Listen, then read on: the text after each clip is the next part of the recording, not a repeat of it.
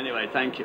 One of the points that I just would like to ask, how gratifying is it for you, since '91, to see with the great achievements that you've had and all of those championships, suddenly we've got 5 German drivers on the grid here.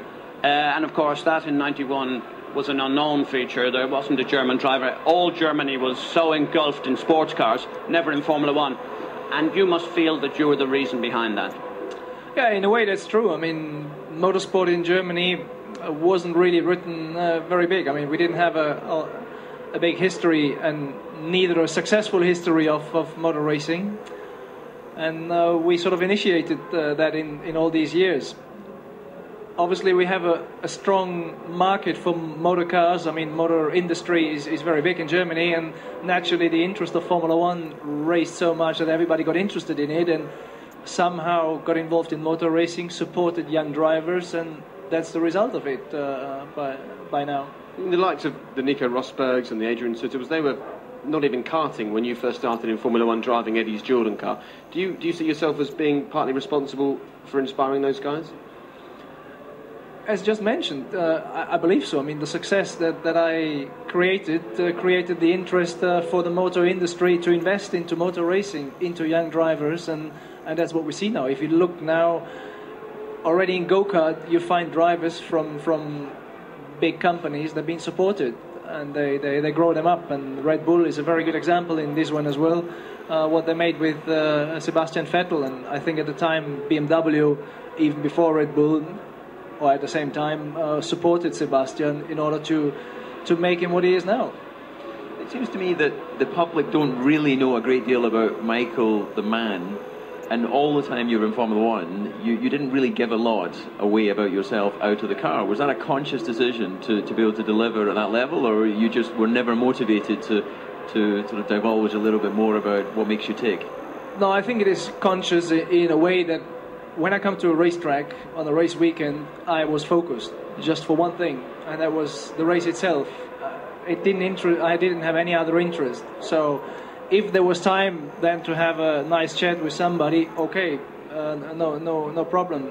But the focus was so strong that I hardly found the time. And at the same time, because I mean, right from the first race on, there was a lot of pressure on me in terms of media attention, which created a lot of,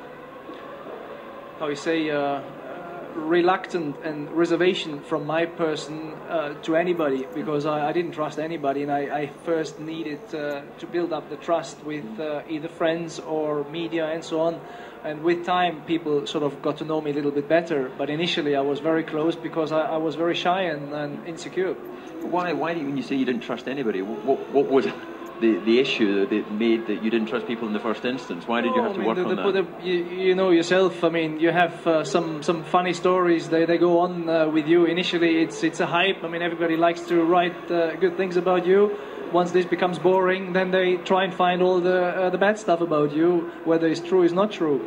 And I have been going through this from time to time, so it makes you obviously a little bit more worried and concerned, and therefore this was my approach. But the main thing was more the focus that I was putting on the main event. Michael, you know, sometimes when you pinch yourself and you don't know whether you're sleeping and dreaming or reality, and I'm just trying to, of all your huge successes, and we all have our little favourite moments, what is your favourite moment? What is the time that you felt that is my best achievement?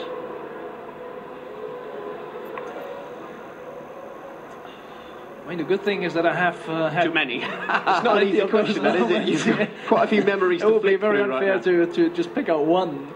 Probably the most important for us, obviously, was in 2000 to win the championship in Suzuka. This was the thing that took away so much pressure of everybody. It was on top of a fantastic race. I mean, the performance that Mika and myself had in that race was very exceptional, I thought. That's just one moment in your career that would have been filled with adrenaline and excitement and a sort of almost a disbelief of how much you've achieved in your career. What have you done to sort of replace those moments, to replace that desire for adrenaline? I know I was talking to Martin Brundle, and he cannot believe that you've started racing around on the old motorbikes. He thinks that that's an interesting decision after surviving Formula One intact for so long. You know, it actually is not so much the adrenaline that I'm looking for, because when you race, it's not that you're full of adrenaline. I'm at least not. I mean, if I look at my heart rate and all, I'm pretty relaxed driving the car. It's the excitement of the wheel-to-wheel fighting and the achievement you can have. That's what kept me going and made it so exciting. Adrenaline, I get if I jump out of an airplane. That puts a lot of adrenaline in myself. I just finished my license for parachuting, so I know what I'm talking about here and the difference. And is that because you're looking to replace the excitement? No, that's not. No, that's the point I was going to, because I didn't really have it in all these years. The need of the adrenaline. You have adrenaline if you just before and off. I mean, if you just survived or you almost had a big crash or something like this. That's when you have those moments. But I'm not looking for that. And what I'm doing now is just a pure pleasure, honestly. Does Formula One still excite you? Do you still stand on the pit wall and feel the same as you did when it was your job to get in the car and drive the car? No, it's very different. I've put myself a certain distance, and no, it doesn't feel the same at all, because when you're inside, you're so deeply involved with all the details, and I'm certainly not, because I don't want to dedicate so much time for it. So I have a nice distance in order to sort of overview things on a much more relaxed base, and from that point of view, I'm able to give decent input.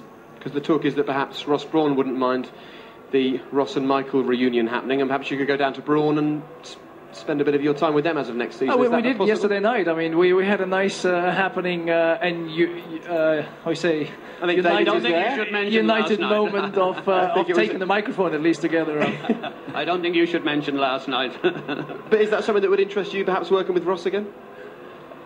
Oh, I mean, put it this way: if I would have wanted to work, I had all the options, and I probably may have even now options, but it's not what I'm looking for. Just finally from me, testing. We know Fiorano and everything that Ferrari has at its disposal. How much do you think that has played against you by the inability of being able to test? I mean, put it this way, it certainly doesn't help, yes, but the problem we have had this year with this year's car, whether we have testing or no testing, wouldn't have solved the problem, honestly. Because by the beginning of the season, we had more than a second of a gap to the front cars, and whether you do 100,000 kilometers, you don't pick up a second. It's all in the factory that you have to work and improve your car, and mainly on the aerodynamic side, we needed to work very hard. Great. Well, Michael, thank you very much for finding the time to chat to all three of us, and it's good to know that you still blame DC all these years on. No. The winner hasn't left him. And I'm forever grateful. No. We're good friends. We have a good time now.